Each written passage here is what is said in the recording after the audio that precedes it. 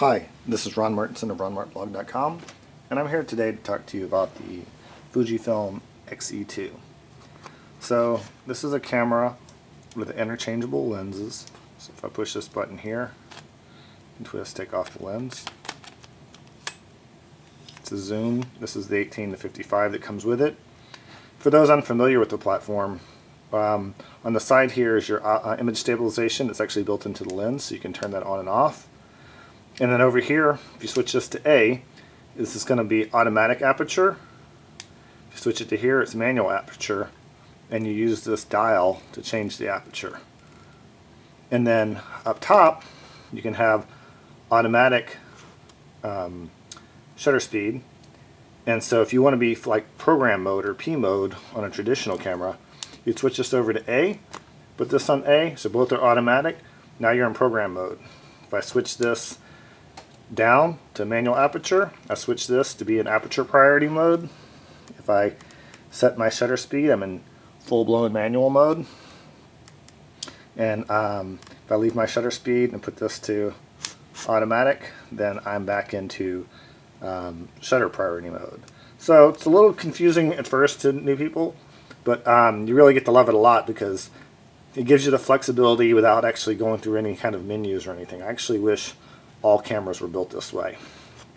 Another cool feature is here on the side you can switch between single shot for autofocus, continuous autofocus, and manual focus.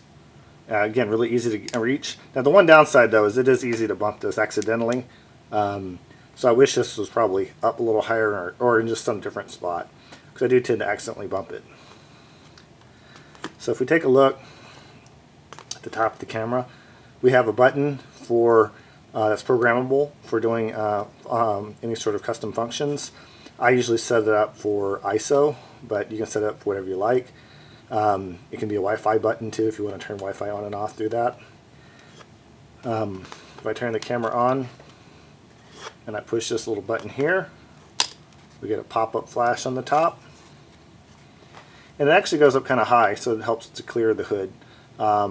I'm never a big fan of pop-up flashes, but it's reasonable. And there's a hot shoe for a much better flash if you have one.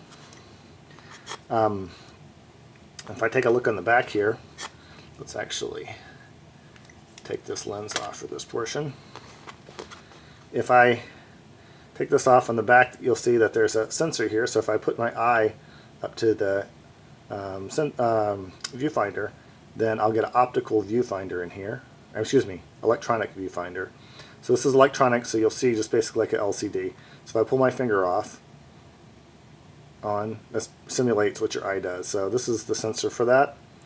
Along the sides here we have autofocus lock and auto exposure lock. You have a button, programmable button for turning macro mode on and off. And then menu allows you to go through all your menu settings. And yeah, there's quite a bit here for your shooting modes. I don't have a lens now, so all of them are disabled. And then there's a few for your basic modes. But the nice way to do it is actually use the Q menu. Just go to what you want and then change your settings accordingly. And so that's a really nice functionality. And then we have drive modes. So like your burst mode, and then auto exposure bracketing.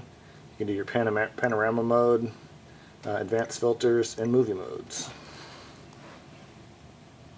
And then down here on the bottom, you'll have another programmable button, which I've set for white balance. And in this particular case, I'm actually using auto white balance. And then when I'm in playback mode, I have things like zoom. So a lot of good stuff here. I can delete and so on. So a lot of good stuff here.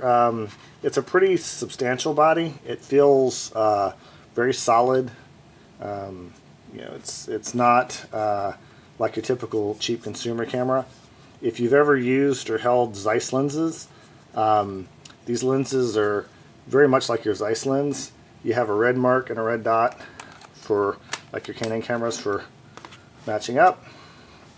to attach the lens, and it's just a really solid feel. Here's an example of like a Canon lens. It's a little bit more plasticky. This is all metal. Really nice setup. So for somebody who's looking for a smaller camera but professional quality, the X-E2, in my opinion right now, is one of the market leaders for that category. I hope you've enjoyed this quick overview of this camera, and look forward to you joining me on my blog, ronmarkblog.com, to see the full review.